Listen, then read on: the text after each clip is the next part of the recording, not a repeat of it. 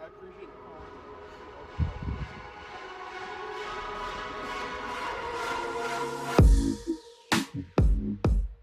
Okay guys, popping in the interior of the F-150 Lightning. I'm actually going to start with the back because this is the crew cab. We can check out how much space we have back here. Now, since it is the XLT, you're not getting leather. You're getting the cloth seats. Unfortunately, sure, this one has the extended range battery. Sure, it's already over $70,000, but this is what you're going to be having to deal with unless you upgrade to Lariat or the Platinum trims, and you're going to want some nicer materials inside. On the door panels, you kind of have this like vinyl material stitched across. I'm not sure what this is, kind of like a plastic material. And your typical switches, door handles. Inside, you never really know it's an electric vehicle. Pretty much typical F-150 stuff. Now, there is a huge amount of space in these crew cabs, especially. Just check this stuff out. You can fit so many people back here, so much stuff, and the seats do fold up and down.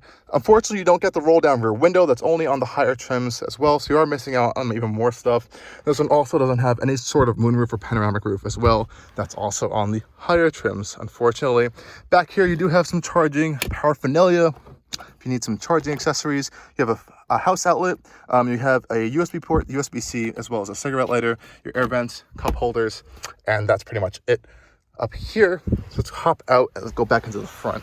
Now, this one does not have the massive 15.5 inch screen. This is still pretty big, and honestly, I like this better, how it looks. So if you upgrade to the higher trims, you get the bigger vertical screen instead of this horizontal one, and you get it's basically the screen from the Mach-E. But honestly, I think this one's a little better. It looks nicer, better integrated, and honestly, I prefer it. But I think if you go for the higher trims, you're kind of forced to have it, unfortunately. Up here, again, pretty much similar stuff you're going to see with a regular F-150. And with the cloth seats, unfortunately, they are power and they do have lumbar support as well, which is nice. Hopping inside, shut the door up. Again, all the same materials we're seeing on the sides as well. We do have a fully digital dashboard, which is really nice. Leather wrapped steering wheel, so you do get a little bit of leather in here.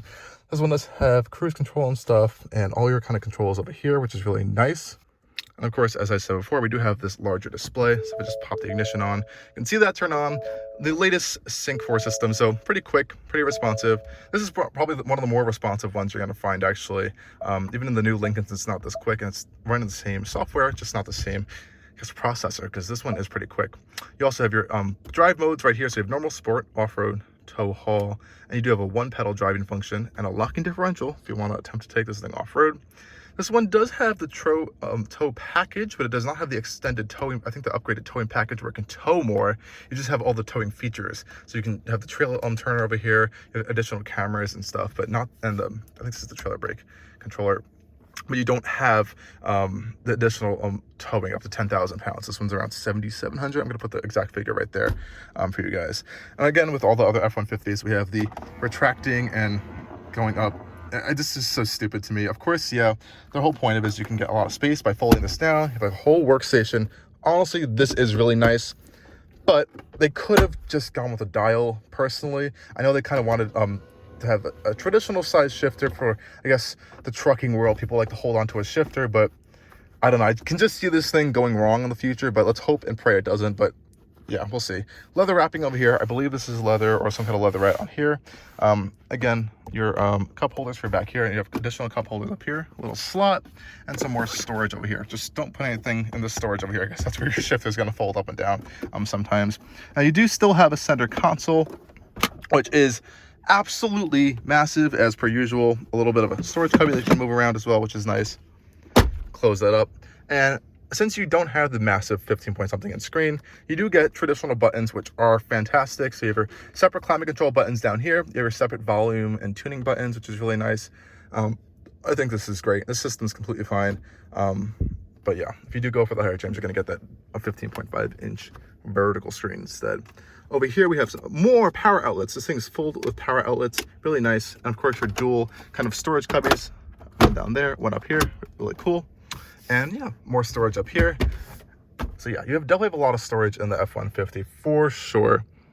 And I don't know, it is still a nice interior, but once you start looking at the price and knowing that you can get more for not that much more money, Yeah, they're really hard to get though, unfortunately, right now due to the chip shortage and the high demand of these. So it is difficult to get them. I hope once that calms down, it will be easier. Now, looking at this multifunction display, you can see the charging status right here. So we're at 74%. And like I said before, this gets around 320, 330 miles of range if you're kind of babying it. This again has the extended range battery pack. If you go for the standard range, you're going to be opting for around 260 max totals of miles of range. That is what the EPA says. I'm sure depending on your driving style, that may vary, of course, and definitely if you're towing, you're going to get way lower range. On your lower left hand side, you have automatic pedals, which is really cool, your headlight controls, some more mirror light controls, which is really nice, and this is to open your front, I guess, frunk or giant front storage compartment, and your power rear tailgate as well as over there, and of course your typical window switches as well, which is always nice.